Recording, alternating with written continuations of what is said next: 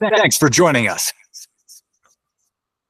Talkline Network Radio, America's longest-running Jewish broadcast network, the voice of the Jewish community. Welcome to the podcast. You are now tuned in to this episode of our podcast. Today, we are going to interview some of the greatest and most influential minds in our field. And now, please welcome your host. You're listening to Talkline with Zev Brenner, America's premier Jewish broadcast on the air since 1981. And we're back. Our guest is Dr. David Dalin, Senior Research Fellow at Brandeis University. He's an ordained rabbi, widely published scholar of American Jewish history. He's written and co-authored 12 books, including Religion and the State of the American Jewish Experience. We had him on lesson about the presidents and the Jewish people in the United States, and his last book is called Jews and American Public Life. Dr. David Dalin, good to have you back again. It's good, Zev. It's good to be here. Thank you. I know that it was a while ago, but you wrote a book about the presidents and the Jews. Yeah. So I wanted to focus on the creation of the State of Israel. President Harry Truman was president then. You write extensively about that. He really didn't want to acknowledge the State of Israel, right? He was forced to do so. He was pressured, yeah. He didn't want to succumb to the pressure of American Zionist leaders like Stephen Wise and Abba Hillel Silva. But the person who persuaded him, it's an interesting story. His only close Jewish friend, or real Jewish friend at all, was Eddie Jacobson, who he had served together with. They were army buddies in World War I. And after World War I, they went into the haberdashery business, where they went bankrupt, but he remained a lifelong friend of Truman.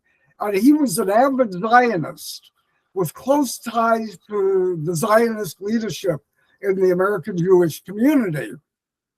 And he came to the White House to plead with Truman to meet with Chaim Weizmann, and to discuss American support for Israel, for the new state of Israel. And and it's interesting because, as you said, Truman by himself was not ready to do this.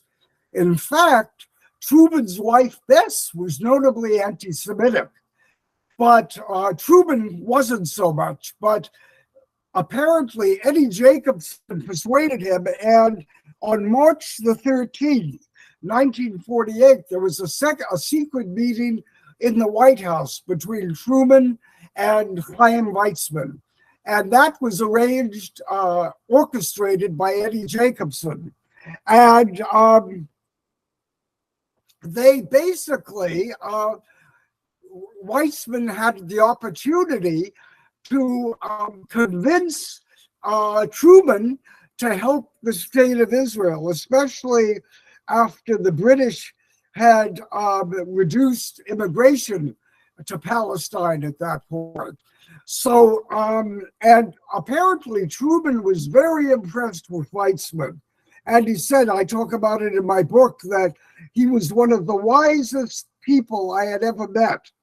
And I consider him a hero to the Jews of the United States. And that started now this was on May 14th, of course, David Ben-Gurion read the Proclamation of Independence for the state of Israel. But initially, there was a great deal of opposition in Truman's cabinet, especially in the State Department and by other advisors. And despite the opposition of his Secretary of the Navy, James Forrestal, who we now know was a stringent anti-Semite, and he warned that favoring the Zionist cause would impair the flow of Arab oil to Middle Eastern countries, and that the Arabs would push the Jews into the sea. Truman, despite that, held on to his what now became pro-Zionist leanings, that were really orchestrated by Eddie Jacobson.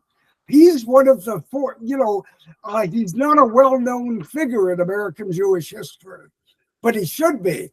And on May the 14th, on Friday, May the 14th, 1948, 75 years ago now, the Declaration of Independence in Israel was signed, and Truman convened a very quick meeting of his cabinet and other advisors to debate whether, on the same day, whether they should recognize the new state of Israel. Now, Forrestal, who was not officially in the cabinet, opposed it, but so did General Marshall, George Marshall, who was one of the heroes of World War II, but he was the anti-Semitic Secretary of State. And Marshall said to Truman, "Mr. President, if you recognize Israel, I will not be able to vote for you in the next election." And he didn't, actually. And Truman kept him on?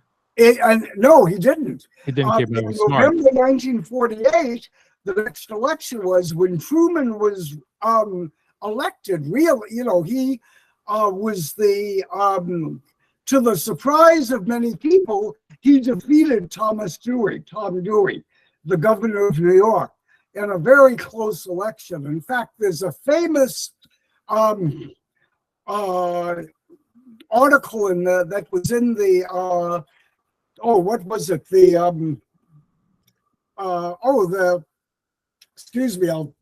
In the Chicago Tribune, that headline, Truman defeats wasn't it Dewey defeats Truman? Yeah, I think Dewey defeats Truman. You got it wrong, right? I had it wrong.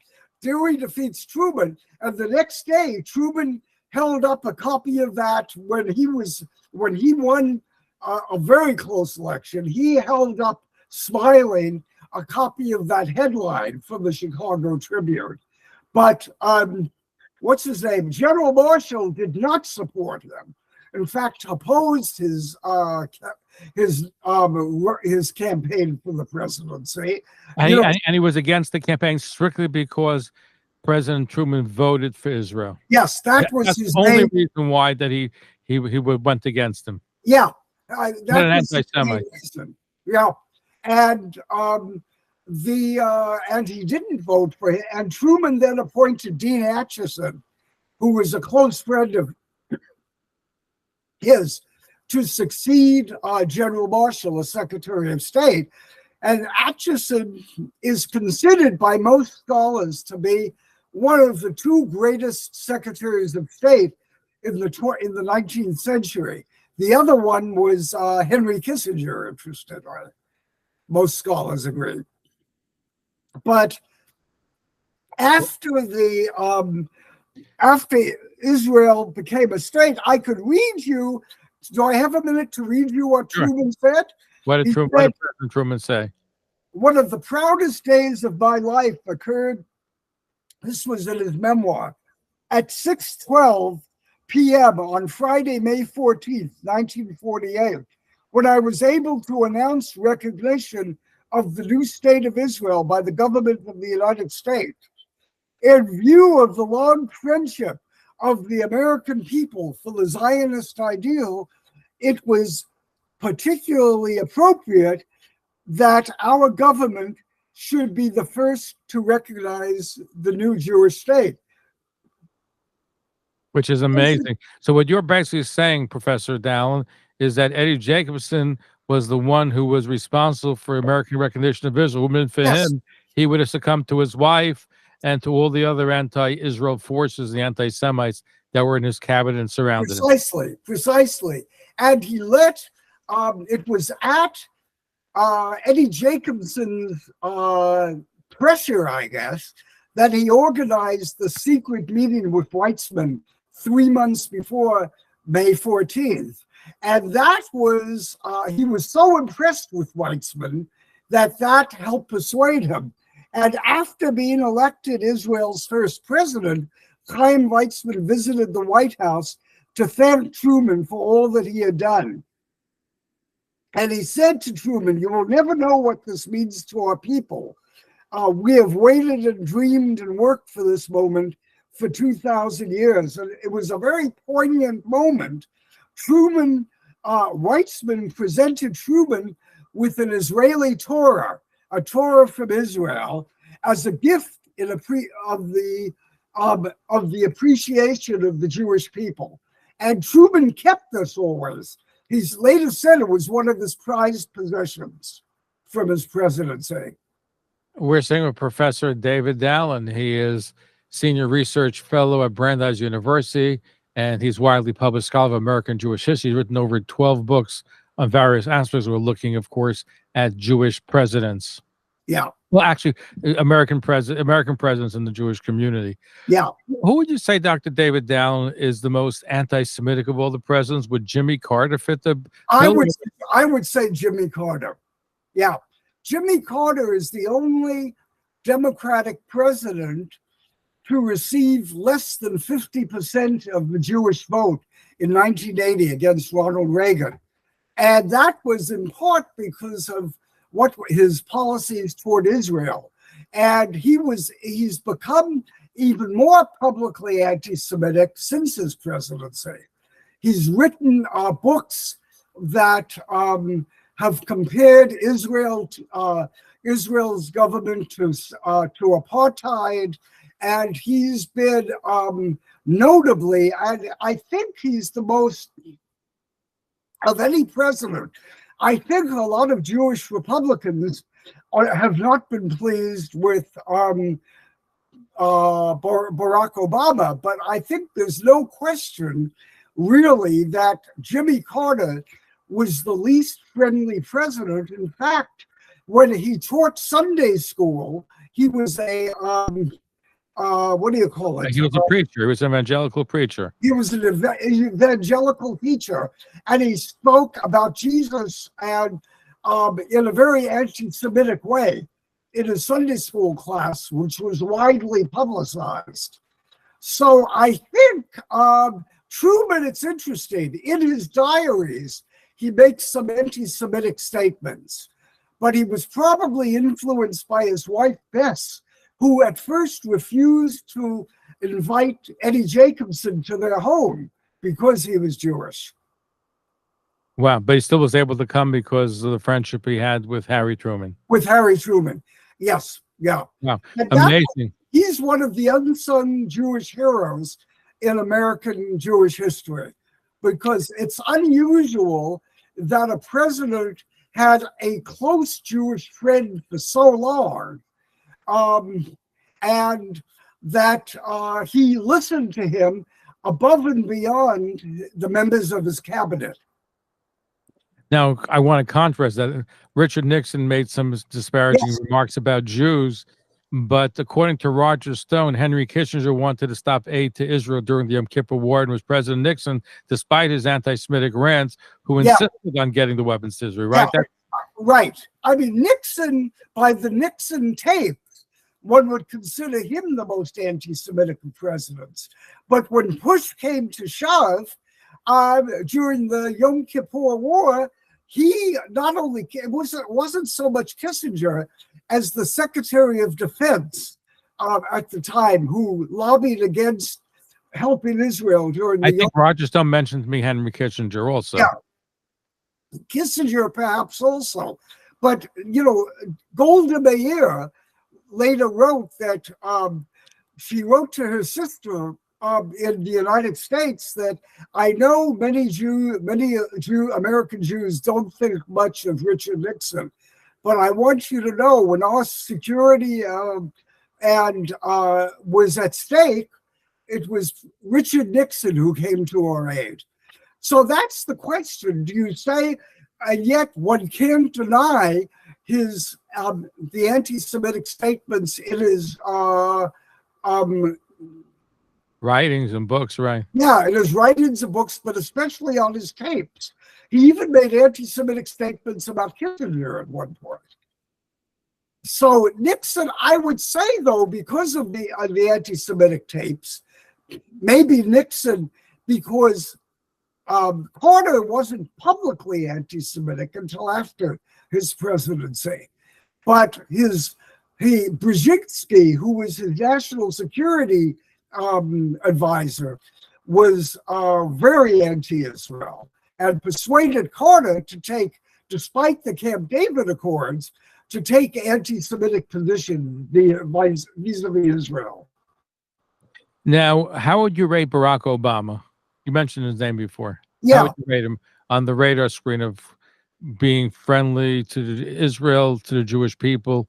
How would you rate him? Well, he wasn't, I wouldn't consider him anti-Semitic, but he wasn't very friendly, especially to Bibi Netanyahu when he came to the States. And, some people have analyzed that it was more his dislike for Netanyahu but he certainly was not a great friend of Israel. I think Joe Biden has been more of a friend of Israel than Barack Obama. And yet Obama appointed a couple of people. It's interesting. He, of the two Jewish cabinet members, he appointed the first Orthodox Jew, the second actually, to serve in his cabinet, Jacob Lew, who was a strictly Orthodox Jew and was appointed Secretary of the Treasury by Obama. And he also appointed Penny Pritzker, whose younger brother is now the governor of Illinois. The Pritzker family is one of the wealthiest Jewish families in the United States. They founded the Hyatt Hotels, and they own the Hyatt Hotels. So, Obama, I would say, was not a great friend of Israel, but he wasn't. I don't think he's in the same line as Jimmy Carter was in terms of being anti-Semitic too. Now, and from what I understand, Obama, they had him and his aides had a Seder in the White House. I think Barack Obama, according to the legend, actually showed up to one of the Seders in the White House. Yes. But I think and they started the custom of having a Hanukkah party in the White House under Obama during the Obama administration. No, it was before that. I think it was started much earlier. I think Obama may have added a second seating, but I believe he added a second seating. But there was a Hanukkah party going back. I think President Bush had it. Right. And Rabbi Shem Tov in Washington was instrumental in organizing and promoting the Hanukkah. He also had, of course, the big Chabad menorah in Washington, D.C. And it's interesting, and which several Jewish members of different cabinets would light the menorah at Hanukkah time. Right, Chabad is big into menorahs, and especially Rabbi Levi Shem Tov in Washington. And Levi Shem Tov was very close to the Jewish community as well. Tevi Troy, who you may know of, was a close he's on many times, good friend. He was a Jewish liaison during the Bush administration. Right, and he's a good friend of mine also. And he dedicated his most recent book on presidential history to Levi Shem Tov, to Rabbi Shem Tov. So Rabbi Shem Tov was close to both Republicans and Democrats, on both sides of the aisle. Which is the way it should be. Yeah. Now, according to some of the people that I've spoken to, that President Trump was not only the most pro-Israel president in the history of the United States, but he had a lot of Orthodox Jews that worked for him. So I heard there was a daily minyan in the White House. There was a sukkah. There was kosher food. So I think that may have been unprecedented in American history to have that. Whether you like Donald Trump or not, I'm talking about the facts on the ground. Yeah. The only thing is, the only Jewish cabinet member he appointed. Now he certainly was especially after President Obama, was the most pro-Israel president for the most part. And of course, he was instrumental in shifting the embassy to Jerusalem from Tel Aviv. And he also did many other good things for Israel. But it's interesting, in cabinet appointments, he didn't do much at all. The only Jewish cabinet appointment, Stephen Mnuchin, right, but was completely a non-Jewish Jew, had no identification Jewishly at all. While he was, and he eventually visited Israel as a cabinet member. Well, now Steve Mnuchin is working with, I think, David Friedman or Jared Kushner, one of the two, together. Yeah, they're working together now. And this has been, he kind of changed while he was in the White House, while he was in the cabinet. But no, Trump is interesting because, of course, he didn't get very much of the Jewish vote in 2016 or 2020. And yet he is recognized as having, as being much closer to Bibi Netanyahu, for example. And by comparison with Obama, he was certainly very pro-Israel. No, certainly was. How he does, if it's a race between him, Trump and Biden in 2024, it will be very interesting as to how Trump does. Well, I think American Jews tend to be more, and you would know that perhaps better than anybody else, Professor David Dalin, American Jews tend to be very liberal. Very liberal and mostly Democrats. And most, in fact, even during World War II, what was the expression? Demwelt, Jenenwelt, and Roosevelt. This world, and Roosevelt. They, despite everything, Jews loved Roosevelt, and he didn't do very much except until 1944 to rescue Jews during the Holocaust. It was he didn't, and a lot of that wasn't known until afterwards. But yeah, he didn't do much. But Jews have always have had a love affair with the Democratic Party. Why? What makes it so, considering that the Democratic Party, even today, according to Alan Dershowitz, is changing? You have a lot of anti-Israel elements, including Rashid Tlaib, who had a Nakba Day on May 14th. And the whole squad. From Bernie Sanders, right. Yeah. No, Alan Dershowitz is correct. And it's interesting because Alan Dershowitz has gotten a lot of criticism from liberal Jews since he's been close to President Trump. But no, I think it's a difficult, there's a book to be written about as to why Jews have had a close, almost love affair with the Democratic Party. And they've ignored things like what Roosevelt didn't do for European Jewry during the Holocaust. And he was, whether Roosevelt was anti-Semitic or not, he certainly wasn't a great friend of the Jewish people. That certainly is the case. And And by the way, I don't know if you have covered in your books, but I've interviewed Dr. Joseph Bendersi, who wrote a fascinating book, The Anti-Semitism in the United States Army During World War II Was Horrific. And the reason why the United States did not bomb the tracks at Auschwitz is because they viewed Jews as being inferior human beings. They had the same playbook as Goebbels. Jews are apes, sending the vape, stuff like that. And one of the great catastrophes for the European Jewry was when the Roosevelt administration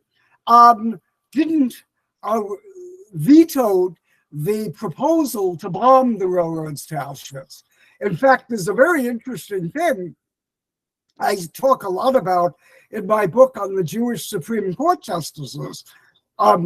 Felix Frankfurter was, who was, a great Jewish justice, but during the Holocaust, he did nothing to speak to Roosevelt, who he had his private phone number to call at any time during the day. And he was a very close friend of John McCloy, who was the Assistant Secretary of War and who was responsible for vetoing the proposal to bomb Auschwitz. And Frankfurter could have done a lot to persuade McCoy. They were neighbors, and they used to walk to work together every day. But he didn't speak out, and that's an interesting thing because he's usually considered a great personality in American Jewish history, which he was one of the great legal scholars and one of the 8 Jewish justices on the Supreme Court. But it's sad that he could have helped persuade the one Jew who went out of his way to try to persuade Roosevelt was Henry Morgenthau Jr., who was the Secretary of State, and Roosevelt's closest Jewish friend. And he spoke out, thanks to him. I think probably thanks to him, we had the War Refugee Board late 1944, but it saved Jews. Could have been done much earlier. It should have been done much earlier. And it was only because of him that we had it then. And he was unable to persuade Roosevelt, despite being, he and his wife were close friends of his wife's name was Eleanor also, of Franklin and Eleanor. And yet, and the War Refugee Board came too late.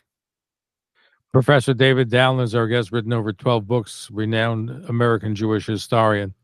Dwight Eisenhower, he threatened Israel with the Suez Canal, and then I think he wrote in his diary that he regretted having forced Israel to retreat from the Suez Canal in 1950, right? And but he did the damage. Yeah, and Roosevelt was not anti-Semitic, but the person who was probably responsible for that was John Foster Dulles, who we can argue was indeed, he was the Secretary of State, and he was the one responsible during the for not coming to Israel's aid. And it turns out Dulles's law firm was one of the only law firms on Wall Street that kept their offices open in Nazi Germany. And Dulles was known to be anti-Semitic. And Dulles really ran U.S. foreign policy during the Eisenhower years. But Eisenhower himself, his policies, now I wouldn't say he was anti-Israel, anti-Semitic, but what he did was detrimental to Israel. Yes, he woke up to it, I think, in his book, where he writes that he made a mistake pressuring Israel. In fact, I think he threatened that if Israel didn't pull out, they would during the Suez crisis. He would he would come down on UJ Federation, Israel bonds, a lot of different groups, which was a terrible thing to even threaten with. Yeah, but he later said in his memoirs that he regretted doing that, which is interesting. It isn't, but again, it was a little too late. A little too late. Already done. They say he was greatly influenced by Dulles, though, who he let manage foreign policy. But you're right. He also was not one of the great friends of the Jewish people. No. Well, the State Department has a pretty bad track record when it comes to Israel. Yeah. I don't know if it's changing at all or has changed during the Trump years, but a lot of the technocrats, a lot of the bureaucrats that are there going back. So I think there's a legend that said every Secretary of State went out hating Israel. I think we're talking about Brzezinski, if I'm not mistaken. Brzezinski wasn't the Secretary of State, but he was very angry. No, it wasn't Brzezinski. It was somebody under the Bush administration. His name, I forgot. James Baker. That's what I'm thinking. James Baker, yes. James Baker. So he said the legend was that people who left this, the job, hated Israel. What happens if he started out that way? That was the legend. And he was Bush's, George H.W. Bush's closest friend. It's interesting now, Antony Blinken has a fascinating Jewish background. His great-grandfather was a very well-known Yiddish writer who was very well-known in New York in the 20s and 30s. What was his name? Mayor Blinken. Mayor Blinken. M-A-I-R. Fascinating. Antony Blinken's stepfather was, what is his name now? He was a Holocaust survivor and who was very involved in Jewish life and as a Jewish philanthropist. And he took Blinken to Israel for the first time when he was a young man. And Blinken has always been very close to the Jewish community, at least before he became Secretary of State. How is he? How would you rate him overall during this so far? Well, it's hard to say now. I think he's been much. He talks about how the Holocaust influenced him, And I think he will be a more friendly Jewish Secretary of State to Israel than some of the other Secretary of States have been. But he's only the second Jewish Secretary of State. And the big, Kissinger is very controversial, of course. And yet Kissinger spoke about, in biographies of Kissinger, he's quoted about talking about his family, so many members who perished during the Holocaust. Well, he was an Orthodox. He comes from an Orthodox he grew up in an Orthodox. He turned his back on it, but he comes from an Orthodox background. He does. Not only that, when Nixon was inaugurated in his second inauguration, I guess 1972, there was Kissinger's parents remained Orthodox Jews, and they set up a place for them to stay at the inauguration. That was walking distance to the inauguration. But Kissinger came from a Jewish background, and his first wife was Jewish. In fact, it's very interesting. An interesting tidbit is his first wife's, after they were divorced, her husband was a professor at Brandeis University. And when their son, David Kissinger, was bar mitzvahed, his bar mitzvah was at the Hillel, or one of the Jewish chapel at Brandeis. And it surprised a lot of people. Kissinger was called up for an aliyah, and no, he could have been practicing that for weeks before, but he did it flawlessly, I'm told. I know people who are at the bar mitzvah. Well, he grew up Orthodox, so I'm sure he had, I don't know if he went to yeshiva, but he definitely had the background. His parents were Orthodox. At some point, I don't know what made him leave it, but he did. But I'm sure, but you can't leave the knowledge. The knowledge is there. That's right. In fact, I remember I interviewed Ed Asner before he passed away. Ed Asner also had an Orthodox Jewish background, but at the time I got to him, he had no connection to Judaism. No connection. I remember, I don't even think he celebrated Hanukkah. Really? So I asked him about bar mitzvah. You remember anything for your bar mitzvah? And he goes, no. And then a few minutes later, he goes, Baruch Hu Hashem HaMevorach. So he hadn't thought about it probably in decades, but it came out of his mouth. But some things you'd never lose. Anyway, Dr. David Dalin, Senior Research Fellow, Brandeis University. He's written 12 books, and we're discussing one of them dealing with the presidents and the Jews. Thank you for being here with us. Thank you, Zev. I was delighted to be here. Thank you for tuning in to Talkline with Zev Brenner, America's premier Jewish broadcast, the pulse beat of the Jewish community. For continuous Jewish programs, TalklineNetwork.com. Thanks so much. Hour a day listen line at 641-741-0389. For past shows, you can find us on iTunes, Spotify, Amazon, YouTube, Instagram, and all major podcast platforms, or jewishpodcast.org. Thanks for listening to the TalklineNetwork.com. Follow us on Facebook, Twitter, and Instagram. Good job. Thank you so much, David.